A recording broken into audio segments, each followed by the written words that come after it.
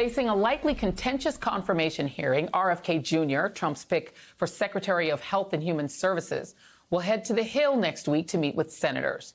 The New York Times is reporting that Kennedy's lawyer and noted vaccine skeptic Aaron Siri joined Kennedy in questioning and choosing candidates for top health positions, deepening concerns about vaccine hesitancy taking the wheel and driving us back to when we had to be concerned about diseases like the measles, diphtheria, and polio.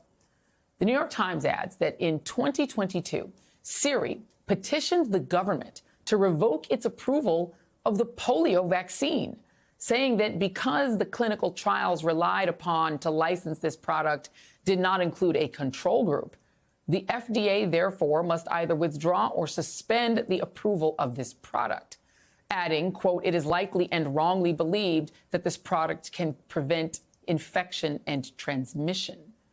Late today, RFK Jr. spokesperson responded to this report, telling NBC News in a statement that the polio vaccine should be available to the public and thoroughly and properly studied.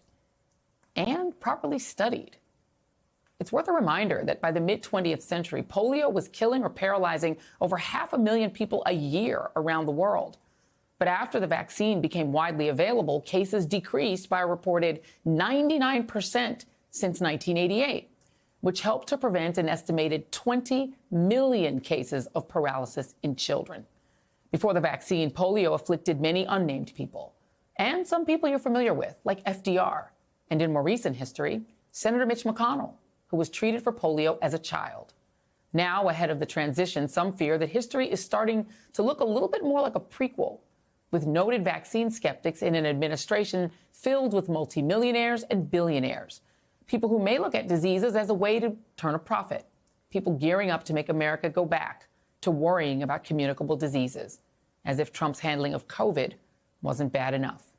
Joining me now is Dr. Irwin Redlener, MSNBC public health analyst and founding director of the National Center for Disaster Preparedness at Columbia University. Dr. Redlener, thank you so much for being here. I want to start with this claim by Mr. Siri that the polio vaccine, because they didn't use a control group, I guess meaning allowing some people to get polio and see what happened, the vaccine is not safe and should be taken off the market. Your thoughts?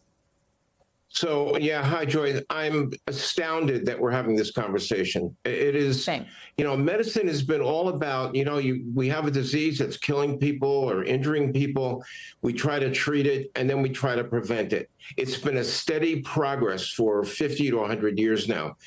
And the great triumphs of medicine are mostly about vaccinations. They've prevented millions and millions of people from suffering lifelong paralysis or death or brain injuries. And it's just amazing to me. I mean, to even think about having a control group where some children got the polio vaccine and some didn't. Exactly which children would we not give the vaccine to, since we know for an absolute fact that it prevents the disease? It is extraordinary, really, and it's hard to even grasp how absurd this entire position is. Vaccinations in general, yeah. So no, it's crazy. I mean, the idea of a quote-unquote control group, that was the Tuskegee experiments, just letting some people get whatever the disease is and seeing what happened. It's extraordinary that people want to do the Tuskegee experiments on the whole country.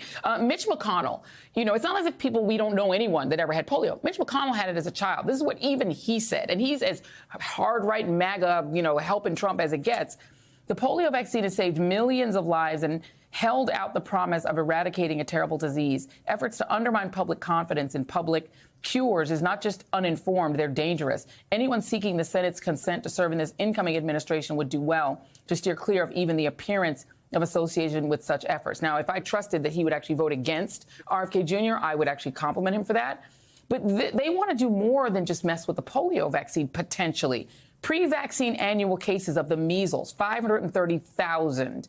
After the vaccine, 13. Diphtheria, 200,000, now 0. Mumps, 162,000. We don't even hear about mumps anymore, 621. Rubella, 48,000, goes down to 6. Smallpox, 29,000 to 0. Polio, 16,000 to 0.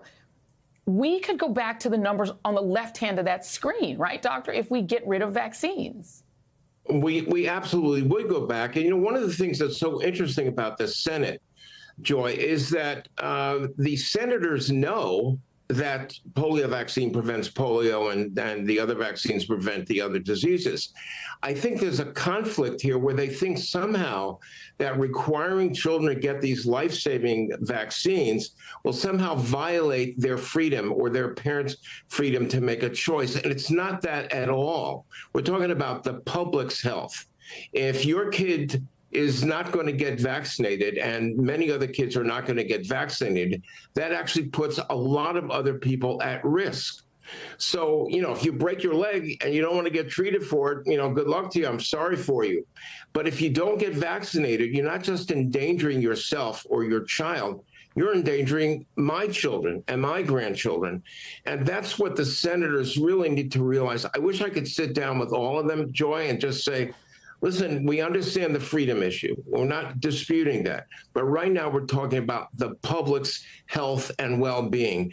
We cannot go backwards in medicine. That would be an absolute disaster for the country. And the fact that Robert F. Kennedy Jr. even hangs around with somebody like Aaron Siri is a warning sign to senators. Please exercise your responsibilities. Do not let these people into America's healthcare system. It's many, many steps backward, Joy. Yeah, rich dilettantes with no scientific training deciding they can decide public health for all of us because they've got a vibe that they don't like vaccines. It's a terrifying reality, and here we are. Dr. Irwin Redlener, thank you so much. I wish you could talk to every senator as well.